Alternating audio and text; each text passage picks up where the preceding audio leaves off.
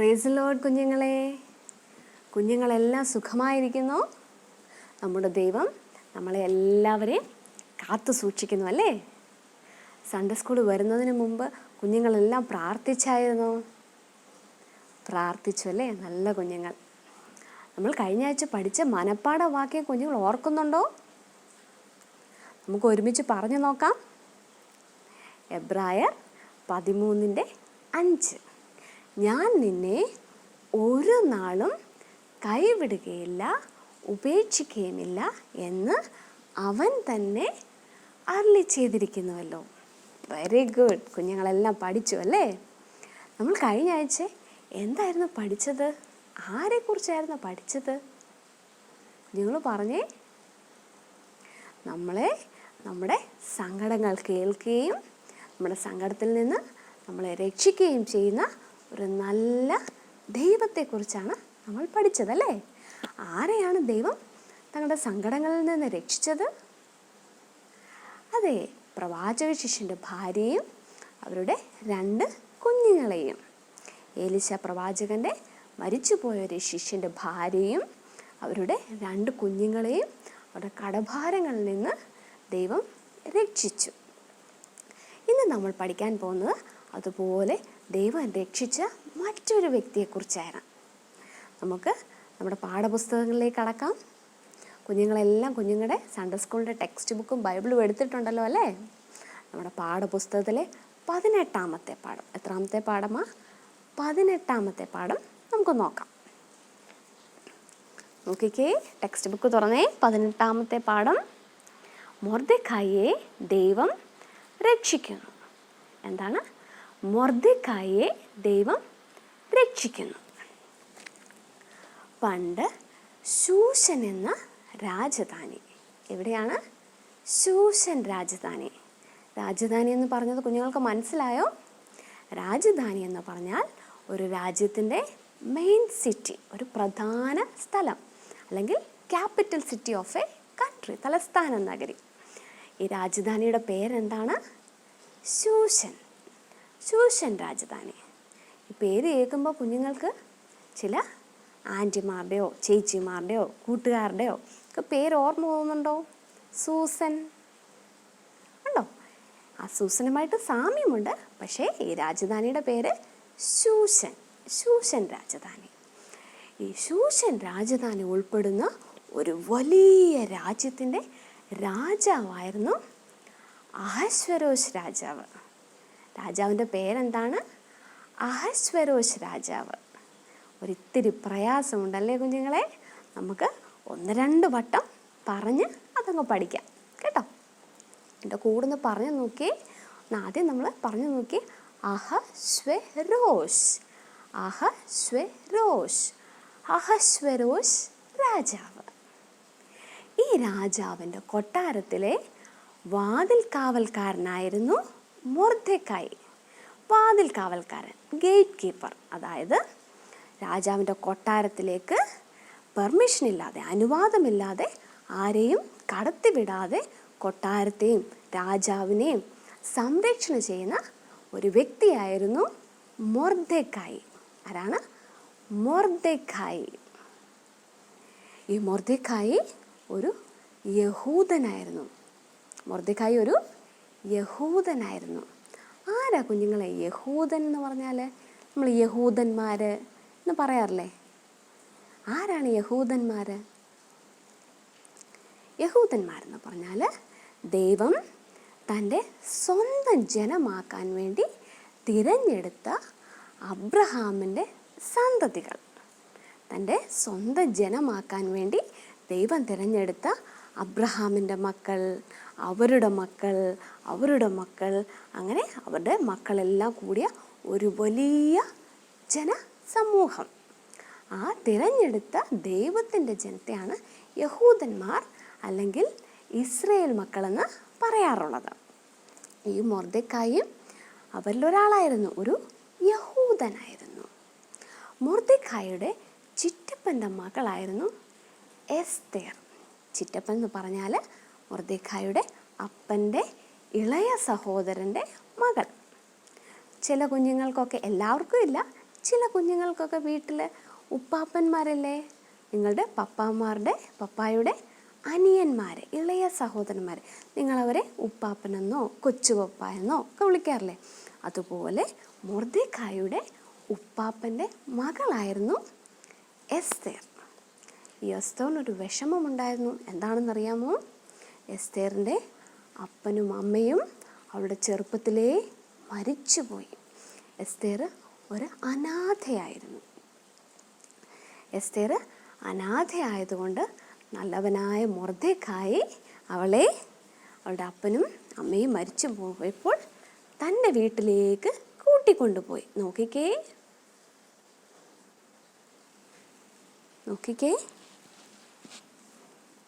എസ്തേറിനെ മൊർദെഖായി അവളുടെ അപ്പനും അമ്മയും മരിച്ച് അവളൊരു അനാഥയായതുകൊണ്ട് അവളുടെ ദേശത്ത് നിന്നും മൊർദെഖായി എസ്തേറിനെ തൻ്റെ വീട്ടിലേക്ക് കൂട്ടിക്കൊണ്ടുപോയി. നല്ല മനുഷ്യനായിരുന്നു മൊർദെഖായി അല്ലേ? കുഞ്ഞുങ്ങളെ, നിങ്ങളുടെ ചുറ്റുപാടിലും ഒരു പക്ഷേ അനാഥരായ, ആരുമില്ലാത്ത, അച്ഛൻ മരിച്ചതോ അമ്മ മരിച്ചതോ ആരുമില്ലാത്ത ആളുകൾ ഉണ്ടാകാം. നിങ്ങളവരോട് വളരെ സ്നേഹത്തോടെ പെരുമാറണം. അവർക്ക് നിങ്ങളെക്കൊണ്ട് കഴിയുന്ന പോലെ നിങ്ങൾ സഹായിക്കണം. നിങ്ങൾക്കുള്ള സാധനങ്ങൾ, നിങ്ങളുടെ വസ്ത്രങ്ങളോ നിങ്ങൾക്ക് കിട്ടിയ ഫുഡോ ഒക്കെ നിങ്ങൾ അവരുമായിട്ട് ഷെയർ ചെയ്യണം. അവരെ സ്നേഹിക്കണം കേട്ടോ. ഈ മൊർദെഖായിയും അങ്ങനെ നല്ലൊരു മനുഷ്യനായിരുന്നു. അദ്ദേഹം ഈ എസ്തേറിനെ സ്നേഹിച്ച് തൻ്റെ ഒപ്പം കൂട്ടി എസ്തേറിനെ വളർത്തി വലുതാക്കി. എസ്തേർ വളരെ സുന്ദരിയായിരുന്നു. എസ്തേർ വലുതായപ്പോൾ അവിടുത്തെ രാജാവായിരുന്ന ആരായിരുന്നു രാജാവ്? അഹശ്വേരോശ് രാജാവ് അല്ലേ? അഹശ്വേരോശ് രാജാവ് എസ്തേറിനെ വിവാഹം കഴിച്ചു. എസ്തേറിനെ കല്യാണം കഴിച്ച് അഹശ്വേരോശ് രാജാവിൻ്റെ രാജ്ഞിയാക്കി, ആ ദേശത്തെ രാജ്ഞിയാക്കി. കുഞ്ഞുങ്ങൾക്ക് കൺഫ്യൂഷനായോ? ഇതുവരെ നമ്മൾ എന്താ പറഞ്ഞെന്ന്? ഒത്തിരി പേരുകളൊക്കെ കേട്ടപ്പോൾ ഒരു കൺഫ്യൂഷൻ തോന്നുന്നുണ്ടോ? ഒന്നുമില്ല, നിസ്സാരം. ഞാനൊന്ന് പറയാം. ഒരു ശൂഷൻ രാജധാനി, അവിടുത്തെ രാജാവ് അഹശ്വേരോശ് രാജാവ്. ആ രാജാവിൻ്റെ വാതിൽ കാവൽക്കാരനായിരുന്നു മൊർദെഖായി. മൊർദെഖായിയുടെ ചിറ്റപ്പൻ അല്ലെങ്കിൽ ഉപ്പാപ്പൻ്റെ മകളായിരുന്നു എസ്തേർ. ആ എസ്തേറിനെ അവിടുത്തെ രാജാവായ അഹശ്വേരോശ് രാജാവ് വിവാഹം ചെയ്തു. അങ്ങനെ എസ്തേർ അഹശ്വേരോശ് രാജാവിൻ്റെ രാജ്ഞിയായി. മനസ്സിലായോ? ഇനി ഈ രാജ്യത്ത് മറ്റൊരാളോടുണ്ട് പരിചയപ്പെടാൻ. ആ ആളാണ് ഹാമാൻ. ആ രാജ്യത്തെ രണ്ടാമൻ. രാജാവ് കഴിഞ്ഞ തൊട്ടടുത്ത സ്ഥാനം, തൊട്ടടുത്ത പദവി, രാജാവിൻ്റെ തൊട്ടടുത്ത അധികാരവും പവറുമുള്ള വ്യക്തി. അദ്ദേഹത്തിൻ്റെ പേരാണ് ഹാമാൻ. ഹാമാൻ പക്ഷെ ഒരു ദുഷ്ടനായിരുന്നു. കൊട്ടാരത്തിലേക്ക് ഹാമാൻ വരുമ്പോഴും പോകുമ്പോഴും ഒക്കെ അവിടെയുള്ളവർ ഹാമാനെ കുമ്പിട്ട് നമസ്കരിക്കുമായിരുന്നു. പക്ഷേ ഒരാൾ നമസ്കരിക്കത്തില്ല. ആരായിരുന്നെന്നറിയുമോ? മൊർദെഖായി. നോക്കിക്കേ കുഞ്ഞുങ്ങൾ, ഈ ചിത്രത്തിലേക്കൊന്ന് നോക്കിക്കേ.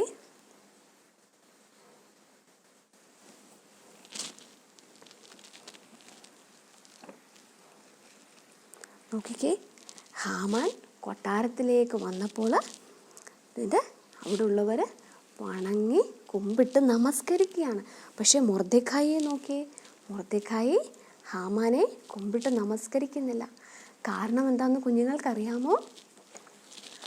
മൊർദെഖായിക്കൊരു കാര്യം അറിയാമായിരുന്നു. ദൈവത്തെ മാത്രമേ കുമ്പിട്ട് നമസ്കരിക്കാവൂ. ദൈവത്തെക്കാൾ കൂടുതൽ വേറെ ആരെയും ബഹുമാനിക്കരുത്. അതുകൊണ്ട് ഹാമാനെ മൊർദെഖായി കുമ്പിട്ട് നമസ്കരിച്ചില്ല. പക്ഷേ ഈ കാര്യം ഹാമാൻ അത്ര ഇഷ്ടമായില്ല. ഹാമാൻ നോക്കിക്കേ, മൊർദെഖായിയെ നോക്കുന്നുണ്ട്. മൊർദെഖായിയെ നോക്കിക്കൊണ്ട് ഹാമാൻ മനസ്സിൽ ചിന്തിച്ചു, ഈ യഹൂദനായ മൊർദെഖായി മാത്രം എന്നെ നമസ്കരിക്കുന്നില്ല. ഈ മൊർദെഖായിയെ കൊല്ലണം. മൊർദെഖായിയെ മാത്രമല്ല, എല്ലാ യഹൂദന്മാരെയും കൊല്ലണം. അങ്ങനെ അവൻ മനസ്സിൽ തീരുമാനിച്ചുറച്ചു. ഹാമാൻ ഒരു സൂത്രശാലിയായിരുന്നു. ഹാമാന് തന്ത്രങ്ങളൊക്കെ ഉപയോഗിച്ച് രാജാവിൻ്റെ അരികിൽ ചെന്ന് രാജാവിനെ കൊണ്ട് സമ്മതിപ്പിച്ച് കൽപ്പന പുറപ്പെടുവിച്ചു ആ രാജ്യത്തിലെ എല്ലാ യഹൂദന്മാരെയും കൊന്നുകളയുവാൻ. ഇത് കേട്ടതും മൊർദെഖായി ആകെ വിഷമിച്ചു. രാജാവിൻ്റെ കൽപ്പനയല്ലേ, തീർച്ചയായും നടപ്പിലാക്കും. അങ്ങനെ നടപ്പിലായാൽ എല്ലാ യഹൂദന്മാരും മരിച്ചു പോകും. ദുഃഖം സഹിക്കാതെ മൊർദെഖായി ഉറക്കെ നിലവിളിച്ച് കരഞ്ഞു. ഈ വിവരം എന്നിട്ട് എസ്തേർ രാജ്ഞിയെ മൊർദെഖായി അറിയിച്ചു. അപ്പോൾ എസ്തേർ രാജ്ഞി മൊർദെഖായിയോട് പറഞ്ഞു, നമുക്ക് 3 ദിവസത്തേക്ക് ഉപവസിച്ച് പ്രാർത്ഥിക്കാം. എസ്തേറും മൊർദെഖായും അവിടെയുള്ള എല്ലാ യഹൂദ ജനങ്ങളും 3 ദിവസത്തേക്ക് ഉപവസിച്ച് പ്രാർത്ഥിക്കുവാൻ എസ്തേർ രാജ്ഞി ആവശ്യപ്പെട്ടു. കുഞ്ഞുങ്ങളെ, നിങ്ങളുടെ ചർച്ചയിലും വീട്ടിലും ഒക്കെ ഉപവാസ പ്രാർത്ഥനകൾ നടത്താറില്ലേ? ഇല്ലേ? എന്തിനാ ഉപവാസ പ്രാർത്ഥനകൾ നടത്തുന്നത്? കുഞ്ഞുങ്ങൾക്കറിയാമോ? ദുഷ്ടനായ സാത്താൻ പലവിധ പ്രതിസന്ധികളും പ്രശ്നങ്ങളും പ്രയാസങ്ങളും ഒക്കെ നമ്മുടെ ജീവിതത്തിൽ കൊണ്ടുവരുമ്പോൾ അവയിൽ നിന്നൊക്കെ നമ്മളെ ദൈവം രക്ഷിക്കുന്നതിന് വേണ്ടിയാണ് നമ്മൾ ദൈവത്തോട് ഉപവസിച്ച് പ്രാർത്ഥിക്കുന്നത്. ഇവിടെ ഈ യഹൂദ ജനമൊക്കെയും എസ്തേർ രാജ്ഞിയും മൊർദെഖായിയും 3 ദിവസം ഉപവസിച്ച് പ്രാർത്ഥിച്ചു. എന്നിട്ട് എസ്തേർ രാജ്ഞി ഇനി രാജാവിൻ്റെ അടുത്ത് ചെന്ന് ഈ സങ്കടം ബോധിപ്പിക്കണ്ടേ? പക്ഷെ അവിടെ ഒരു ചെറിയ പ്രശ്നമുണ്ട്. എന്താണെന്നറിയാമോ? രാജാവിൻ്റെ സന്നിധിയിൽ രാജാവ് വിളിക്കാതെ ആർക്കും ചെന്നു ചേരുവാൻ സാധ്യമല്ല. അതിന് അനുവാദമില്ല. അങ്ങനെ പെർമിഷൻ എടുക്കാതെ, അനുവാദം കൂടാതെ ആരെങ്കിലും രാജാവിൻ്റെ സന്നിധിയിൽ ചെന്നാൽ അവരെ കൊന്നുകളയും. അവർക്ക് ഒരു വലിയ പണിഷ്മെൻ്റ് കിട്ടും. പക്ഷെ ഇവിടെ ഈ സമയത്ത് എസ്തേർ രാജ്ഞിയെ രാജാവ് വിളിപ്പിച്ചിട്ടില്ല. അതുകൊണ്ട് എസ്തേർ രാജ്ഞി അവിടെ പോകുവാൻ അനുവാദമില്ല. പക്ഷേ എസ്തേർ രാജ്ഞിയും യഹൂദന്മാരൊന്നടങ്കം അവർ ദൈവത്തോട് പ്രാർത്ഥിച്ചിട്ടുണ്ട്. അങ്ങനെ അവർക്ക് ഉള്ളിലൊരു ബലം കിട്ടി. എസ്തേർ രാജ്ഞി ധൈര്യത്തോടെ ഈ രാജാവിൻ്റെ അടുത്ത് ചെന്നു. കുഞ്ഞുങ്ങൾക്കറിയാമോ എന്താ സംഭവിച്ചെന്ന്? രാജാവ് എസ്തേർ രാജ്ഞിയോട് ദേഷ്യപ്പെട്ടു. നോക്കാം, നോക്കിക്കേ. രാജാവിൻ്റെ അടുത്ത് എസ്തേർ രാജ്ഞി ചെന്നപ്പോൾ രാജാവ് കോപിച്ചില്ല, ദേഷ്യപ്പെട്ടില്ല. രാജാവിന് എസ്തേർ രാജ്ഞിയോട് കൃപ തോന്നി, ദയ തോന്നി. രാജാവ് രാജ്ഞിയോട് ചോദിച്ചു, എന്താണ് നിന്റെ ആവശ്യം? രാജ്ഞി പറഞ്ഞു, എസ്തേർ രാജ്ഞി രാജാവിനോട് പറഞ്ഞു, ഞാനൊരു വിരുന്നൊരുക്കുന്നുണ്ട്. രാജാവും രാജ്യത്തിൻ്റെ രണ്ടാമനായ ഹാമാനും കടന്നു വരണം. രാജാവ് സമ്മതിച്ചു. എസ്തേർ മടങ്ങിപ്പോയി. അന്ന് രാത്രിയിൽ രാജാവ് ഉറങ്ങാൻ കിടന്നപ്പോൾ രാജാവിന് ഉറക്കം വരുന്നില്ല. എത്ര ശ്രമിച്ചിട്ടും രാജാവിന് ഉറക്കം വരുന്നില്ല. അപ്പോൾ രാജാവ് എന്ത് ചെയ്തെന്നറിയാമോ? ഭൃത്യന്മാരെ വിളിച്ചിട്ട് പറഞ്ഞു, നമ്മുടെ കൊട്ടാരത്തിലെ അന്നുള്ള കാര്യങ്ങൾ എഴുതി വെക്കുന്ന ഒരു പുസ്തകമുണ്ട്. ആ പുസ്തകം കൊണ്ടുവന്ന് വായിച്ച് കേൾപ്പിക്കാൻ. അവിടെ നടക്കുന്ന കാര്യങ്ങൾ എഴുതി വെക്കുന്ന ഒരു പുസ്തകമുണ്ട്. ആ പുസ്തകം കൊണ്ടുവന്ന് രാജാവിനെ വായിച്ച് കേൾപ്പിക്കുവാൻ ആവശ്യപ്പെട്ടു. ആ ഭൃത്യന്മാർ അതുപോലെ ആ പുസ്തകം കൊണ്ടുവന്ന് ഓരോ കാര്യങ്ങളിങ്ങനെ വായിച്ച് കേൾപ്പിച്ചു. അങ്ങനെ അവർ വായിച്ചു. ഒരിക്കൽ 2 പടയാളികൾ രാജാവിനെ രാജാവിനെ അപായപ്പെടുത്തുന്നതിന് കൊല്ലുവാൻ വേണ്ടി പദ്ധതി തയ്യാറാക്കി. ഈ വിവരം മൊർദെഖായി, വാതിൽ കാവൽക്കാരനായിരുന്ന മൊർദെഖായി അറിയുകയും രാജാവിനെ തക്ക സമയത്ത് ഈ വിവരം അറിയിച്ചതുകൊണ്ട് രാജാവ് ആ ആപത്തിൽ നിന്ന് രക്ഷപ്പെടുകയും ചെയ്തു. ആ പുസ്തകത്തിൽ വായിച്ചപ്പോഴാണ് രാജാവിന് മനസ്സിലായത്, മൊർദെഖായി ചെയ്ത ആ നല്ല പ്രവൃത്തിക്ക് മൊർദെഖായിക്ക് ഒരു പ്രതിഫലവും കൊടുത്തില്ല, ഒരു സമ്മാനവും കൊടുത്തില്ല. രാജാവ് അപ്പോൾ ചിന്തിച്ചു, എന്തെങ്കിലും ഒരു നല്ല സമ്മാനം, നല്ലൊരു പ്രതിഫലം മൊർദെഖായിക്ക് കൊടുക്കണം. രാജാവ് എത്ര ചിന്തിച്ചിട്ടും ഒരു പിടിയും കിട്ടിയില്ല. എന്താ ഒരു നല്ല സമ്മാനം കൊടുക്കുന്നത്? അങ്ങനെ ഇരിക്കുമ്പോഴാണ് രാജാവ് ചിന്തിച്ചു, ഹാമാനോട് ചോദിക്കാം. ഹാമാൻ അപ്പോൾ കടന്നു വന്നു. അപ്പോൾ ഹാമാനോട് ചോദിച്ചു, ഹാമാനെ, രാജാവ് ബഹുമാനിക്കാൻ ഇരിക്കുന്ന പുരുഷന് എന്താണ് ചെയ്യേണ്ടത്? ഹാമാനോട് രാജാവ് ചോദിച്ചു, രാജാവ് ബഹുമാനിക്കാനിരിക്കുന്ന പുരുഷന് എന്താണ് ചെയ്യേണ്ടത്? ഹാമാൻ ഇത് കേട്ടപ്പോൾ ഉള്ളിൽ ചിന്തിച്ചു, എന്നെക്കുറിച്ചായിരിക്കും രാജാവ് പറയുന്നത്. ഞാനായിരിക്കും രാജാവ് ബഹുമാനിക്കാനിരിക്കുന്ന വ്യക്തി. അങ്ങനെ ഹാമാൻ അങ്ങനെ ചിന്തിച്ചുകൊണ്ട് ഹാമാൻ്റെ ആഗ്രഹം പറഞ്ഞു. രാജാവ് ഇങ്ങനെ ചെയ്യണം, രാജാവിൻ്റെ വസ്ത്രം, ഉടുപ്പ് ആ വ്യക്തിയെ ധരിപ്പിക്കണം, രാജാവിൻ്റെ കിരീടം ആ വ്യക്തിയുടെ തലയിൽ വെക്കണം, എന്നിട്ട് രാജാവിൻ്റെ കുതിരപ്പുറത്ത് ആ ആളിനെ തെരുവിലൂടെ നടത്തണം. ഈ കാര്യം രാജാവിന് ഇഷ്ടപ്പെട്ടു. ഇതൊരു നല്ല കാര്യമാണ്. എന്നിട്ട് രാജാവ് ഹാമാനോട് പറഞ്ഞു, നീ പറഞ്ഞ കാര്യങ്ങളൊക്കെ നമ്മുടെ വാതിൽ കാവൽക്കാരനായ മൊർദെഖായിക്ക് ചെയ്തു കൊടുക്കണം. മൊർദെഖായിക്കോ? ഹാമാനാകെ ലഭ്യനായി. തന്നെയാണെന്നാണ് ഹാമാൻ വിചാരിച്ചത്. ഇപ്പോൾ വേണ്ട രാജാവ് പറയുന്നു മൊർദെഖായിക്ക്. എന്നാലും രാജാവിൻ്റെ കൽപ്പനയല്ലേ, അനുസരിക്കാതിരിക്കാൻ പറ്റുമോ? ഹാമാൻ രാജാവ് പറഞ്ഞതുപോലെ മൊർദെഖായിക്ക് ചെയ്തു കൊടുത്തു. നോക്കിക്കേ കൊച്ചുങ്ങളെ, ശ്രദ്ധിച്ചേ. രാജാവിൻ്റെ വസ്ത്രം ധരിപ്പിച്ചു, രാജാവിൻ്റെ കിരീടം ധരിപ്പിച്ചു, എന്നിട്ട് രാജാവിൻ്റെ കുതിരപ്പുറത്ത് നോക്കിക്കേ ആ തെരുവിലൂടെ ആൾക്കാരൊക്കെ നോക്കി നിൽക്കെ മൊർദെഖായിയെ കൊണ്ടുപോയി. അങ്ങനെ മൊർദെഖായിയെ രാജാവ് ബഹുമാനിച്ചു. ഈ കാര്യവും ഹാമാന് തീരെ ഇഷ്ടമായില്ല. അവൻ്റെ ദേഷ്യം കൂടി വന്നു. ഇതിനോടകം ഹാമാൻ മറ്റൊരു കാര്യം ചെയ്തു. നിങ്ങൾക്കറിയാമോ എന്താണെന്ന്? അവൻ യഹൂദന്മാരെ കൊല്ലുവാൻ കൽപ്പന പുറപ്പെടുവിപ്പിച്ചു രാജാവിനെ കൊണ്ട്. മാത്രമല്ല, മൊർദെഖായിയോടുള്ള വൈരാഗ്യ നിമിത്തം മൊർദെഖായിയെ കൊല്ലുവാൻ ഹാമാൻ്റെ വീട്ടിൽ തന്നെ ഒരു വലിയ കഴുമരം ഉണ്ടാക്കി. കഴുമരമോ? നിങ്ങൾക്കറിയാമോ കഴുമരം എന്താന്ന്? ഞാൻ കാണിക്കാം. കണ്ടോ? നോക്കിക്കേ, വലിയ കഴുമരം.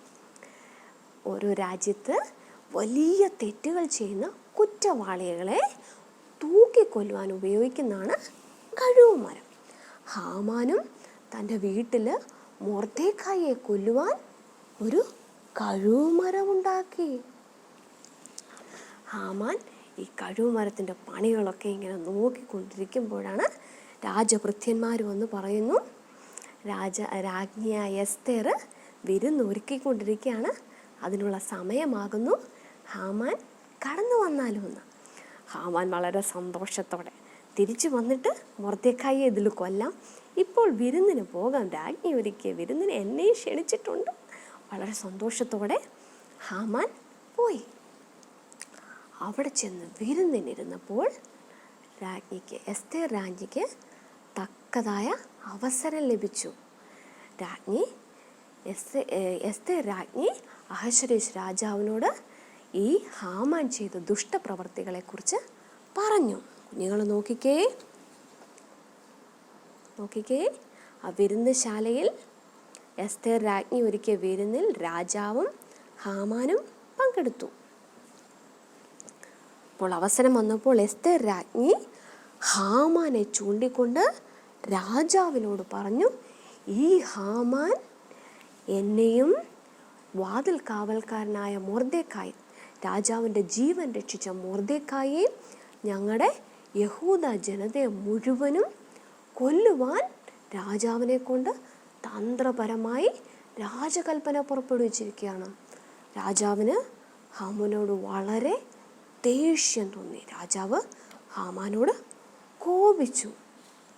ആ സമയത്താണ് രാജാവിൻ്റെ 2 ഭടന്മാർ വന്ന് രാജാവിനോട് പറഞ്ഞു, ഈ ഹാമാൻ മൊർദെഖായിയെ കൊല്ലേണ്ടതിന് അവൻ്റെ വീട്ടിൽ കഴുമരം ഉണ്ടാക്കിയിരിക്കുകയാണ്. രാജാവ് ഇത് കേട്ടപ്പോൾ വളരെ കോപിച്ചു. രാജാവിന് ദേഷ്യം വന്നു. രാജാവ് അപ്പോൾ തന്നെ കൽപ്പന പുറപ്പെടുവിച്ചു. നോക്കിക്കേ, ഈ ഹാമാനെ പിടിച്ചു കൊണ്ടുപോയി മൊർദെഖായിക്ക് വേണ്ടി ഹാമാൻ ഒരുക്കിയ കഴുമരത്തിൽ തൂക്കിക്കൊല്ലാൻ പറഞ്ഞു. നോക്കിക്കേ, രാജാവ് കോപം വന്ന് അപ്പം തന്നെ ഹാമാനെ പിടിച്ചുകൊണ്ട് പോവുകയും ആ മൊർദെഖായിക്ക് ഹാമാൻ ഒരുക്കിയ കഴുമരത്തിൽ തന്നെ തൂക്കിക്കൊല്ലുവാൻ കൽപ്പിക്കുകയും ചെയ്തു. കുഞ്ഞുങ്ങൾ നോക്കിക്കേ, ദൈവത്തോട് പ്രാർത്ഥിക്കുകയും ദൈവത്തെ ബഹുമാനിക്കുകയും ചെയ്ത മൊർദെഖായിക്കെതിരായിട്ട്, മൊർദെഖായിയുടെ ജനതയ്ക്കെതിരായി, യഹൂദ ജനതയ്ക്കെതിരായിട്ട് ഒരു ദുഷ്ടനായ ഹാമാൻ പല തന്ത്രങ്ങൾ ഒരുക്കി. എന്നാലും ആ തന്ത്രങ്ങളിൽ അകപ്പെടാൻ ദൈവം അനുവദിച്ചോ? ദൈവം മൊർദെഖായിയെ രക്ഷിച്ചു. പകരം ആ ദുഷ്ടനെ തന്നെ അവൻ ഒരുക്കിയ പദ്ധതിയിൽ പെടുത്തി. കുഞ്ഞുങ്ങളെ, ഇതുപോലെ നമ്മളും ദൈവത്തെ അനുസരിക്കുകയും ദൈവത്തോട് പ്രാർത്ഥിക്കുകയും നമ്മൾ ദൈവം പറയുന്ന പ്രകാരം ജീവിക്കുകയും ചെയ്യുമ്പോൾ ദുഷ്ടരായവർ നമുക്കെതിരായിട്ട്, ദുഷ്ടനായ സാത്താൻ അല്ലെങ്കിൽ പിശാച് നമ്മൾക്കെതിരായിട്ട് അപകടങ്ങളും പ്രയാസങ്ങളും പ്രതിസന്ധികളും കൊണ്ടുവരുമ്പോൾ ദൈവം നമ്മളെ രക്ഷിക്കും. മനസ്സിലായോ? ഇനി നമുക്ക് മനപ്പാഠവാക്യത്തിലേക്ക് കടക്കാം. ഈ ആഴ്ചത്തെ മനപ്പാഠവാക്യം സങ്കീർത്തനം 37:32. സങ്കീർത്തനം 37:32. ദുഷ്ടൻ നീതിമാനായി പതിയിരുന്ന് അവനെ കൊല്ലുവാൻ നോക്കുന്നു. യഹോവ അവൻ്റെ കയ്യിൽ വിട്ടുകൊടുക്കുകയില്ല. നീതിമാന്മാരെ കൊല്ലുവാൻ വേണ്ടി ദുഷ്ടന്മാർ ഇങ്ങനെ ഓരോ പദ്ധതികൾ നമ്മൾ കണ്ടില്ലേ. നീതിമാനായ മൊർദെഖായിയെ കൊല്ലുവാൻ വേണ്ടി ദുഷ്ടനായ ഹാമാൻ പദ്ധതികൾ ഒരുക്കുന്നു. എന്നാൽ ദുഷ്ടനായ ഹാമാൻ്റെ പദ്ധതിക്ക് മൊർദെഖായിയെ ദൈവം വിട്ടുകൊടുത്തോ? ഇല്ല. അതുപോലെയാണ് ഈ വാക്യത്തിൽ പറയുന്നത്. നമ്മൾ നീതിമാനായി ജീവിക്കുന്ന നമ്മളെ ദുഷ്ടൻ്റെ കയ്യിൽ ദൈവം ഏൽപ്പിച്ചു കൊടുക്കുകയില്ല. നമുക്ക് ഒരിക്കൽ കൂടെ പറയാം വാക്യം. സങ്കീർത്തനം 37:32. ദുഷ്ടൻ നീതിമാനായി പതിയിരുന്ന് അവനെ കൊല്ലുവാൻ നോക്കുന്നു. യഹോവ അവൻ്റെ കയ്യിൽ വിട്ടുകൊടുക്കുകയില്ല. മനസ്സിലായ കുഞ്ഞുങ്ങളെ? എല്ലാവരും പഠിക്കണം വീട്ടിലിരുന്ന് കേട്ടോ. അടുത്ത ആഴ്ച നമുക്ക് ഒരുമിച്ച് പറയണം. ഇനി നമുക്ക് ചോദ്യോത്തരങ്ങളിലേക്ക് കടക്കാം. ഒന്നാമത്തെ ചോദ്യം നോക്കിക്കേ. അഹശ്വേരോശ് രാജാവിൻ്റെ രണ്ടാമൻ ആരായിരുന്നു? അഹശ്വേരോശ് രാജാവിൻ്റെ രണ്ടാമൻ ആരായിരുന്നു? കുഞ്ഞുങ്ങൾ പറഞ്ഞ ഉത്തരം. ആരായിരുന്നു ആ രാജ്യത്തെ രണ്ടാമൻ? രാജാവ് കഴിഞ്ഞുള്ള പദവി ഉണ്ടായിരുന്ന വ്യക്തി? അതെ, ഹാമാൻ. ആരാണ്? ഹാമാനായിരുന്നു ആ രാജ്യത്തെ രണ്ടാമത്തെ വ്യക്തി. അടുത്ത ചോദ്യത്തിലേക്ക് പോകാം. അഹശ്വേരോശ് രാജാവിൻ്റെ രാജ്ഞിയുടെ പേരെന്താണ്? അഹശ്വേരോശ് രാജാവിൻ്റെ രാജ്ഞിയുടെ പേരെന്താണ്? പറഞ്ഞേ, എല്ലാവർക്കും അറിയാം. എസ്തേർ രാജ്ഞി. മനസ്സിലായോ? അടുത്തത് മൂന്നാമത്തെ ചോദ്യം. മൊർദെഖായി ഹാമാനെ നമസ്കരിക്കാതിരുന്നത് എന്തുകൊണ്ടാണ്? മൊർദെഖായി ഹാമാനെ നമസ്കരിക്കാതിരുന്നത് എന്തുകൊണ്ടാണ്? മൊർദെഖായിക്ക് അറിയാമായിരുന്നു ദൈവത്തേക്കാൾ കൂടുതൽ ആരെയും ബഹുമാനിക്കരുത്. എന്തുകൊണ്ടാണ്? മൊർദെഖായിക്ക് അറിയാമായിരുന്നു ദൈവത്തേക്കാൾ കൂടുതൽ ആരെയും ബഹുമാനിക്കരുതെന്ന്. അതുകൊണ്ടാണ് ഹാമാനെ മൊർദെഖായി നമസ്കരിക്കാതിരുന്നത് കേട്ടോ. അടുത്തത് 4-ാമത്തെ ചോദ്യം. ഹാമാൻ എങ്ങനെയാണ് കൊല്ലപ്പെട്ടത്? ഹാമാൻ എങ്ങനെയാണ് കൊല്ലപ്പെട്ടത്? ഹാമാൻ മൊർദെഖായിക്ക് വേണ്ടി ഒരുക്കിയ കഴുമരത്തിൽ തൂക്കിലേറ്റപ്പെട്ടു. ഹാമാൻ മൊർദെഖായിക്ക് വേണ്ടി ഒരുക്കിയ കഴുമരത്തിൽ തൂക്കിലേറ്റപ്പെട്ടു.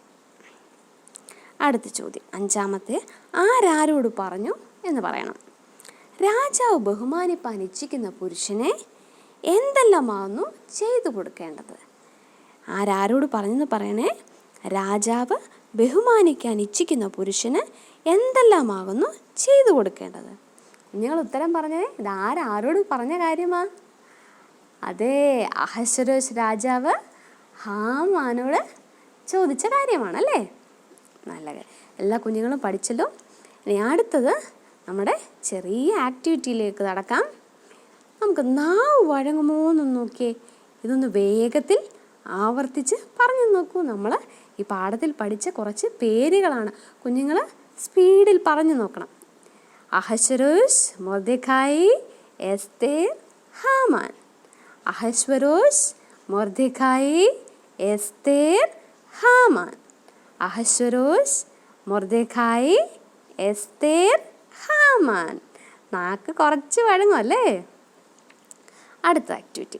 രാജാവ് ബഹുമാനിക്കാൻ തീരുമാനിച്ച് മൊർദെഖായിക്ക് ധരിക്കുവാനുള്ള കിരീടം കുത്തുകൾ യോജിപ്പിച്ച് നിറം കൊടുത്തേ. അവിടെയുള്ള കുത്തുകൾ യോജിപ്പിച്ച് രാജാവിൻ്റെ കിരീടത്തിന് നിറം കൊടുക്കണം. നോക്കിക്കേ, കുത്തുകൾ ആദ്യം യോജിപ്പിക്കുക. അതിന് കഴിഞ്ഞ് നല്ല ഭംഗിയുള്ള ക്രയോൺസ് ഉപയോഗിച്ച് നിങ്ങൾ കളർ ചെയ്യണം കേട്ടോ. അടുത്ത ചോദ്യമാണ്, അഹശ്വേരോശ് രാജാവിൻ്റെ രാജ്ഞിയുടെ പേരെന്ത്? അഹശ്വേരോശ് രാജാവിൻ്റെ രാജ്ഞിയുടെ പേരെന്താണ്? ഇവിടെ 3 ഓപ്ഷനുണ്ട്. Sara, Esther, Ruth. ആരാണ്? അതെ, നമുക്കെല്ലാം അറിയാം, എസ്തേർ.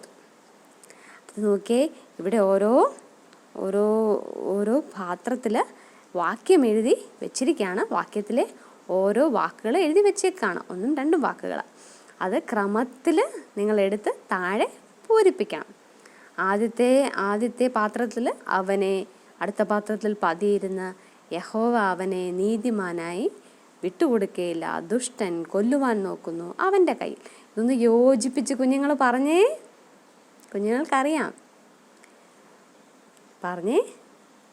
ദുഷ്ടൻ നീതിമാനായി പതിയിരുന്ന് അവനെ കൊല്ലുവാൻ നോക്കുന്നു, യഹോവ അവനെ അവൻ്റെ കയ്യിൽ വിട്ടുകൊടുക്കുകയില്ല. ഏതാണ് ഈ വാക്യം? സങ്കീർത്തനം 37:32. ഇന്നത്തെ ക്ലാസ് കുഞ്ഞുങ്ങൾക്കെല്ലാം മനസ്സിലായോ? കുഞ്ഞുങ്ങൾ എന്നും മനസ്സിലോർത്തോണം, നമ്മളെ ദൈവം ദുഷ്ടൻ്റെ കയ്യിൽ ഒരിക്കലും ഏൽപ്പിക്കില്ല. നമ്മുടെ ആപത്തിൽ നിന്നും അപകടങ്ങളിൽ നിന്നൊക്കെ ദൈവം നമ്മളെ സൂക്ഷിക്കും. പിന്നെ നമ്മൾ ഈ ആഴ്ച പറഞ്ഞ ആക്ടിവിറ്റീസൊക്കെ ചെയ്യണം. അത് നിങ്ങളുടെ സൺഡേ സ്കൂൾ ടീച്ചറിന് വാട്സാപ്പ് വഴിയോ വീഡിയോയോ ഫോട്ടോയോ എടുത്ത് അയച്ചു കൊടുക്കണം. എല്ലാം ഭംഗിയായിട്ട് നിറം കൊടുക്കണം.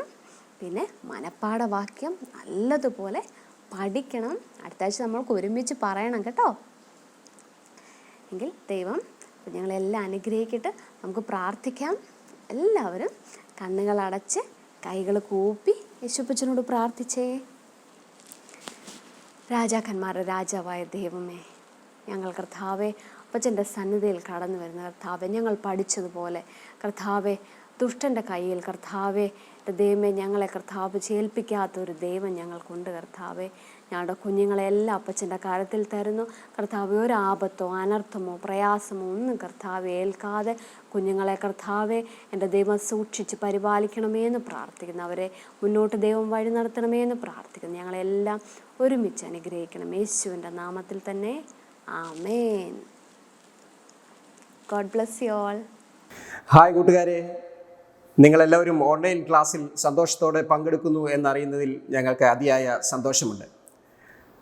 നമ്മുടെ സൺഡേ സ്കൂൾ ക്ലാസ്സുകൾ മുടങ്ങാതെ ലഭ്യമാകുവാനായി നിങ്ങൾ ഈ ചാനൽ സബ്സ്ക്രൈബ് ചെയ്യുവാനായിട്ട് ഓർപ്പിക്കുന്നു. അതോടൊപ്പം അതിനടുത്തുള്ള ബെൽ ഐക്കണിൽ ഓൾ എന്നുള്ള ഓപ്ഷൻ എനേബിൾ ചെയ്യുവാനും നിങ്ങളെ ഓർപ്പിക്കുകയാണ്. നമ്മുടെ ക്ലാസ്സുകളെക്കുറിച്ചുള്ള നിങ്ങളുടെ ഫീഡ്ബാക്കുകൾ ഡിസ്ക്രിപ്ഷൻ ബോക്സിൽ അതിൻ്റെ ലിങ്കിലൂടെ നിങ്ങൾ ഞങ്ങളെ അറിയിക്കുവാനായിട്ട് ഓർപ്പിക്കുകയാണ്. നിങ്ങളുടെ ഹോംവർക്കുകളും ടാസ്കുകളും മറന്നുപോകാതെ നിങ്ങളുടെ അധ്യാപകർക്ക് അയച്ചു കൊടുക്കുവാനും നിങ്ങൾ ശ്രദ്ധിക്കുമല്ലോ. തുടർന്നും ഈ ഓൺലൈൻ ക്ലാസ്സുകൾ നിങ്ങൾക്ക് അനുഗ്രഹമായി തീരട്ടെ എന്ന് ഞങ്ങൾ പ്രാർത്ഥിക്കുന്നു. ദൈവം നിങ്ങളെല്ലാവരെയും ധാരാളമായി അനുഗ്രഹിക്കുമാറാകട്ടെ.